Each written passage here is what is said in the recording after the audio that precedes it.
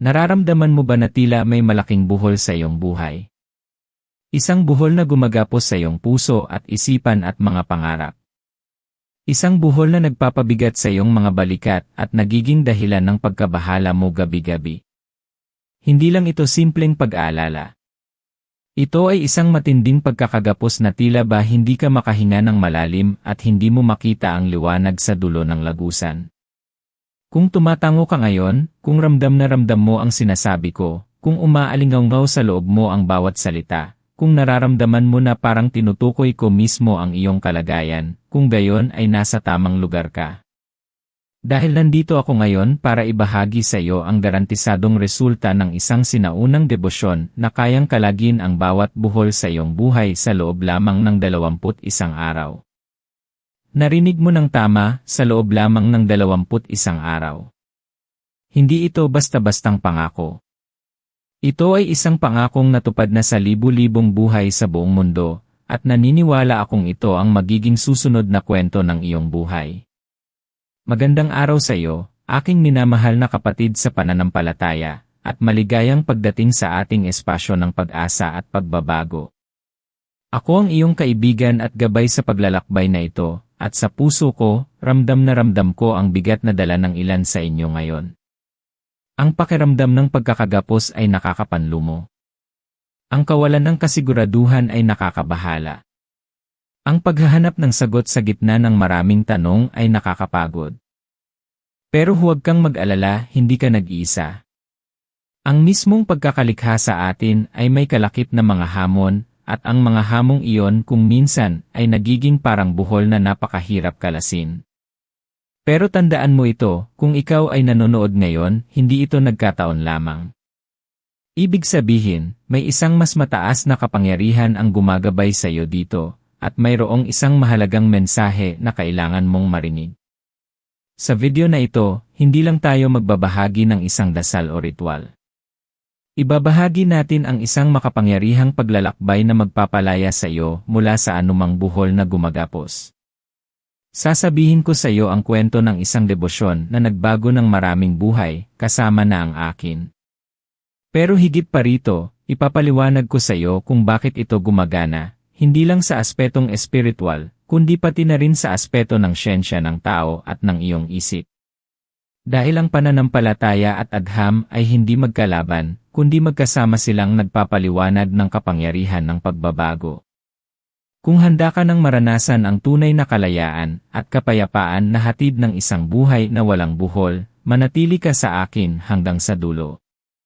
Dahil ang mga susunod na minuto ay magbibigay sa iyo ng susi sa iyong pagbabago, isang pagbabago na garantisado. Mayroon akong 3 mahahalagang punto na ibabahagi sa iyo, at ang bawat isa ay parang bahagi ng isang mapa patungo sa iyong kalayaan. Ang pangatlo ay ang pinakamakapangyarihan. Kaya huwag kang bibitaw. Alam mo, ang buhay ay parang isang lubid. Minsan, makinis at madaling hawakan. Pero minsan, dahil sa mga pagsubok, mga desisyon, o kahit sa mga aksidente lang, bigla itong nagbubuhol-buhol. At ang mga buhol na ito ang mga problema na kinakaharap natin. May buhol ba sa iyong pamilya? Siguro, isang relasyon na gumuho, isang hidwaan na hindi maayos, o isang pamilya na parang nagkakawatak-watak na. O marahil may buhol sa iyong trabaho o pinansyal. Patong-patong na utang, kawalan ng oportunidad, o trabahong nakakapanlumo na hindi mo naman talaga gusto. May buhol ba sa iyong kalusugan? Isang karamdaman na matagal nang iniinda, o isang pakiramdam ng pagkapagod at kawalan ng enerhiya na tila ba hindi na nawawala. O marahil, isang buhol sa iyong sarili, isang takot o pagdududa na hindi ka makawala, isang pakiramdam ng kawalan ng pagpapahalaga sa sarili, o isang nakaraang sugat na patuloy na nagdurugo. Normal lang na maramdaman mo ang mga ito. Hindi ito tanda ng kahinaan, kundi patunay na ikaw ay tao na may malalim na nararamdaman, na may mga pangarap, at may kakayahang umasa. At ang paghahanap mo ng sagot ngayon, ito ay tanda ng iyong katatagan, ng iyong kagustuhang magbago. Naaalala ko pa ang kwento ni Aling Nena. Si Aling Nena ay isang matiyagang ina at lola, pero may isang buhol sa kanyang puso na matagal na siyang sinasaktan. Ito ay ang buhol sa kanyang relasyon sa kanyang nag-iisang anak na babae. Mula nang magkaroon ng sariling pamilya ang kanyang anak, tila lumayo na ito.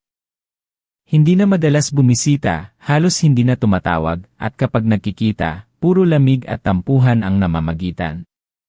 Araw-araw, dinadasal ni Aling Nena na sana ay bumalik ang init ng pagmamahalan sa kanilang pamilya.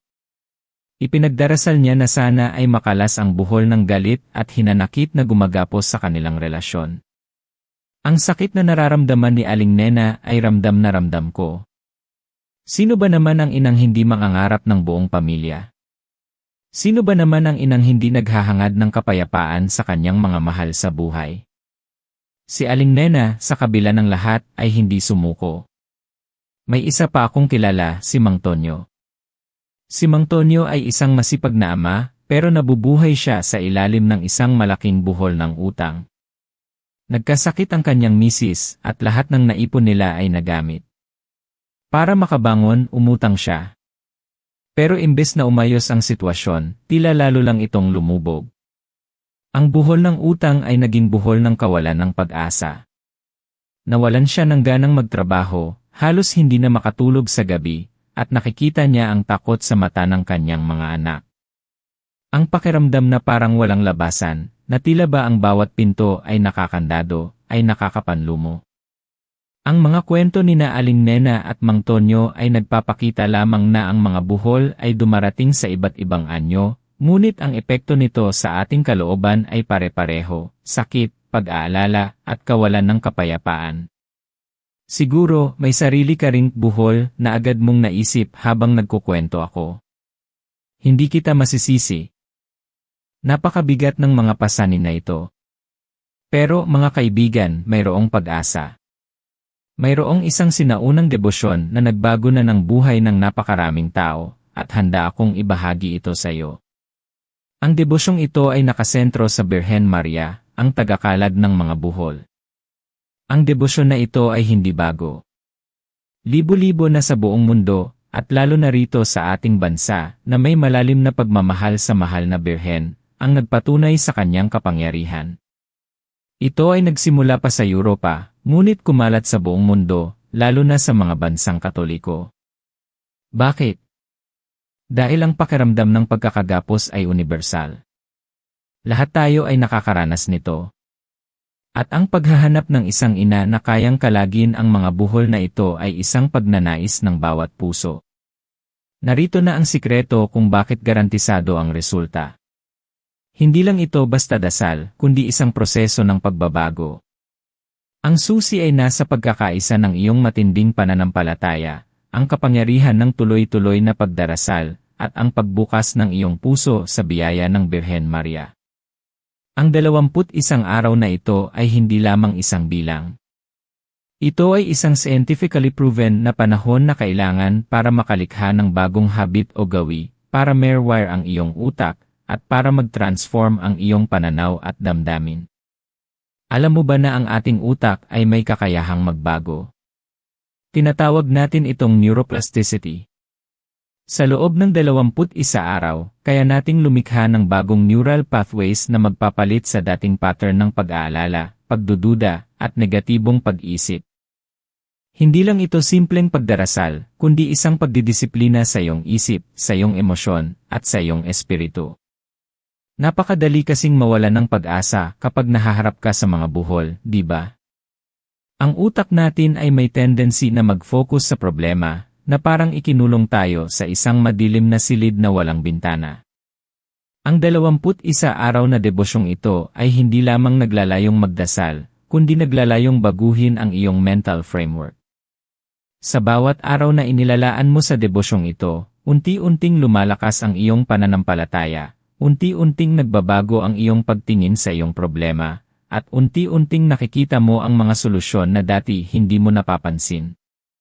Dahil ang pananampalataya, tulad ng isang kalamnan, ay lumalakas sa pamamagitan ng patuloy na paggamit. At ang pagmamahal ng Birhen Maria ay nagsisilbing tulay para maabot mo ang kapangyarihan ng Diyos.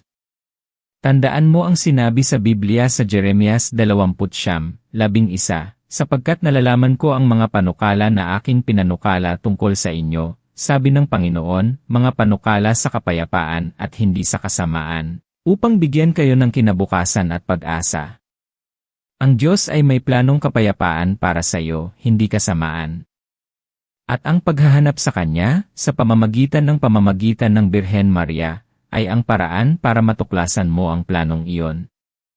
Ang pananampalataya ay hindi lamang isang paniniwala sa isang bagay na hindi nakikita. Ito ay isang pagtitiwala na mayroong magandang mangyayari, kahit pa ang lahat ay mukhang imposible. Tulad ng sabi sa Hebreo 11:1, ang pananampalataya nga ay ang lubos na katiyakan sa mga bagay na inaasahan, ang patunay ng mga bagay na hindi nakikita. Ang debosyon na ito ay nagpapalakas ng iyong katiyakan, nagpapababa ng iyong cortisol level ang stress hormone at nagpapataas ng iyong serotonin at dopamine ang happiness and reward hormones. Ito ay isang makapangyarihang kombinasyon ng spiritual at biological well-being. Sabihin mo sa akin sa comment section kung saan mo kami pinapanood at kung tumatagos ba sa iyong puso ang mensaheng ito. Malaking tulong iyan para mas maintindihan ko ang ating pamilya rito at makalikha pa ng mas nakapagpapabagong nilalaman. Alam kong marami sa atin ang naghahanap ng pag-asa at gabay, at ang iyong pagbabahagi ay makakatulong sa atin na maging mas malapit bilang isang komunidad. Ngayon, paano mo ba sisimulan ang paglalakbay na ito?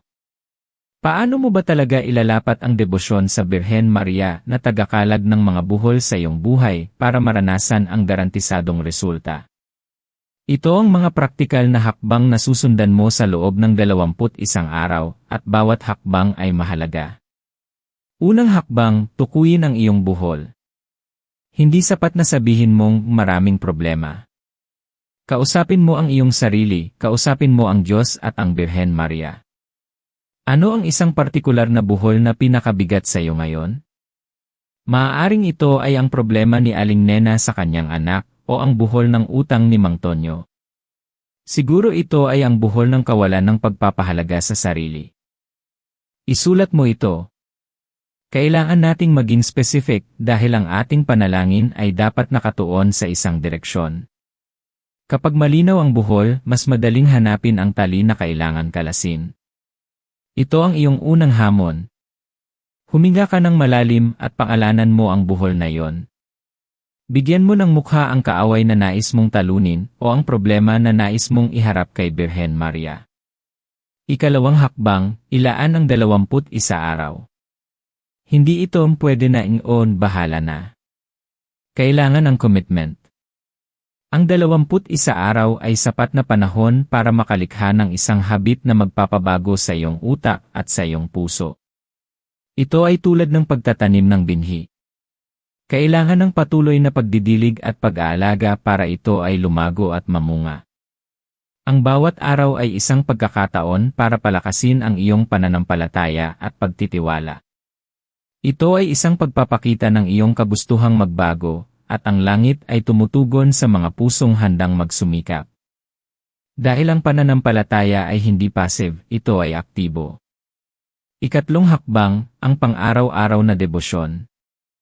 Araw-araw, sa loob ng 21 araw, kailangan mong maglaan ng oras para sa panalangin na ito.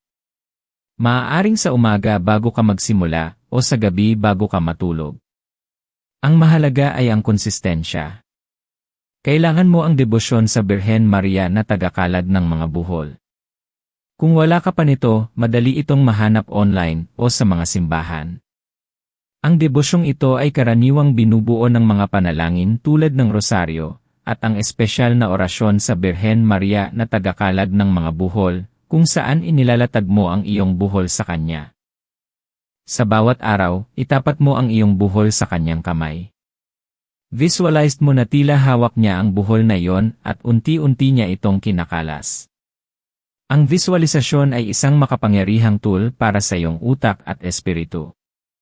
Ito ay nagpapadala ng malakas na senyales sa iyong subconscious mind na ang pagkalas ay nangyayari na.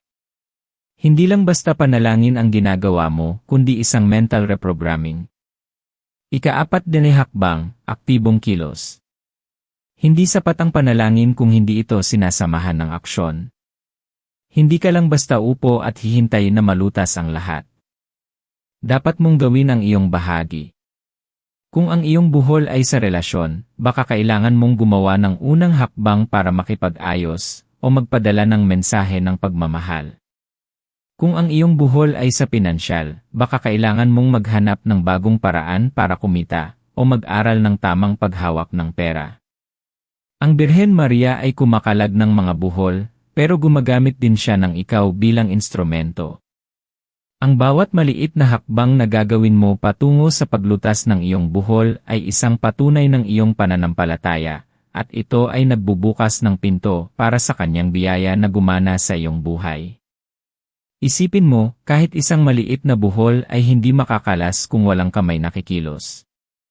Ikaw ang kamay na yon. Ika-5 hakbang, pasasalamat. Sa bawat araw ng iyong debosyon, maglaan ng oras para magpasalamat, kahit pa hindi mo pa nakikita ang kumpletong resulta.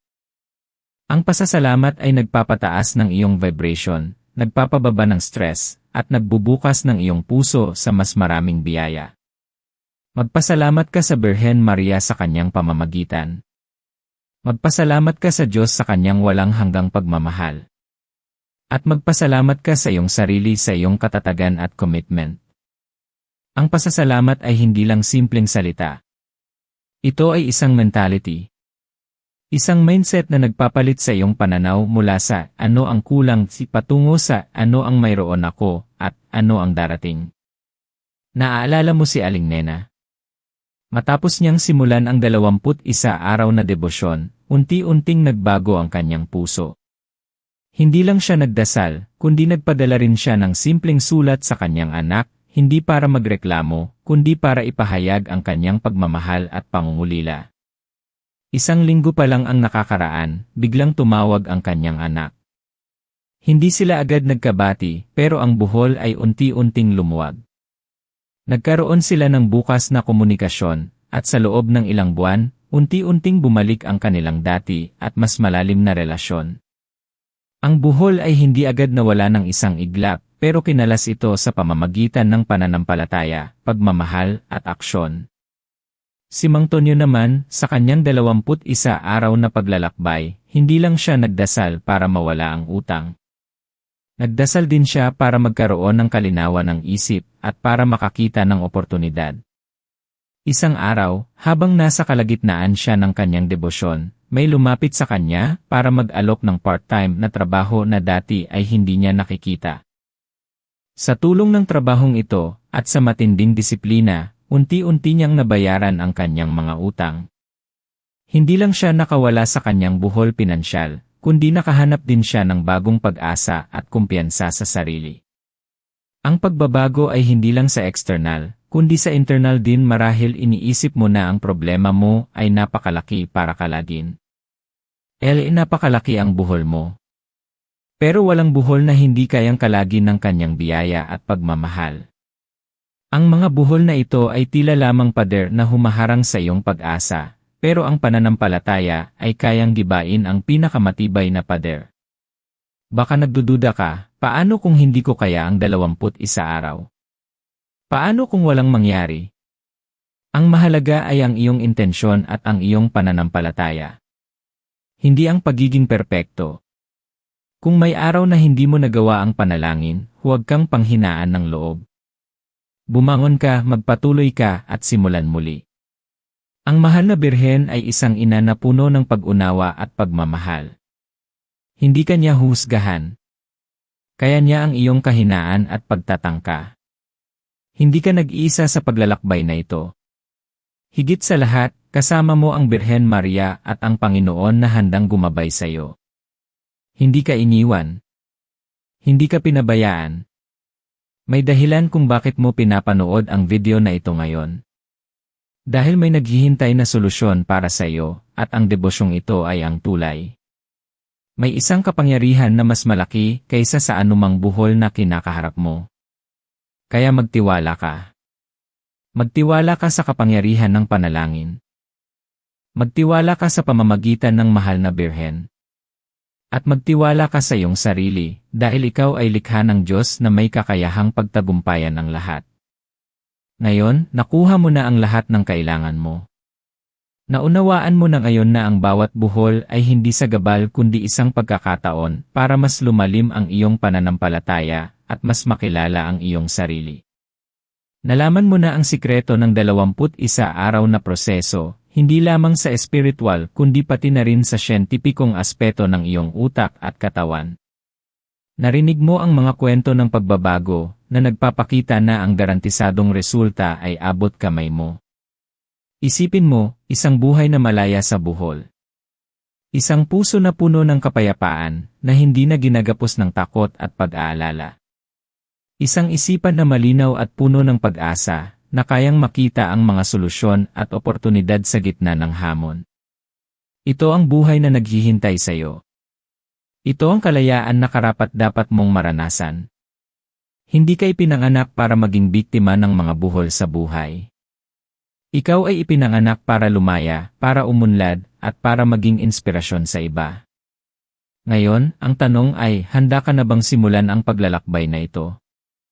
Handa ka na bang buksan ang iyong puso at ipagkatiwala ang iyong mga buhol sa Birhen Maria? Handa ka na bang kumilos at maranasan ang garantisadong resulta? Hindi ka aksidente. Ikaw ay likha ng Diyos na may natatanging layunin, may kakayahang magmahal, at may kakayahang magtagumpay. Ang iyong halaga ay hindi nakasalalay sa iyong mga buhol, kundi sa walang hanggang pagmamahal ng Diyos para sa iyo. Ang bawat buhol na kakalasin mo ay magpapalaya sa tunay mong kagandahan at kapangyarihan. Ito na ang iyong panahon. Ito na ang iyong pagkakataon. Ngayon, ating ipagdasal ang lahat ng buhol na nakagapos sa ating buhay. Isara mo ang iyong mga mata, at ilagay mo ang iyong kamay sa iyong puso. Huminga ka ng malalim. O, mahal na Birhen Maria, aming inang nagkakalas ng buhol, dumudulog kami sa iyo ngayon ng may matinding pagpapakumbaba at pananampalataya. Nagpapasalamat kami sa iyong walang hanggang pagmamahal at paggabay, at sa iyong patuloy na pamamagitan sa aming mga pangangailangan. Ipinagkakatiwala namin sa iyo ang aming buhay, ang aming mga pamilya, ang aming mga trabaho, ang aming kalusugan, at ang lahat ng aming mga pangarap. Inilalatag namin sa iyo ang aming mga buhol, ang mga pagsubok at hamon na gumagapos sa amin. Inilalatag namin sa iyo ang buhol ng kalagin mo po, o mahal na Birhen, ang bawat isa sa mga buhol na ito, nang may buong pagmamahal at awa. Naniniwala kami sa iyong pamamagitan at sa kapangyarihan ng Panginoon na gumaganap sa pamamagitan mo. Tulungan mo po kaming magkaroon ng lakas ng loob na kumilos, ng karunungan upang makita ang mga solusyon, at ng pananampalataya na hindi kailanman manghihina.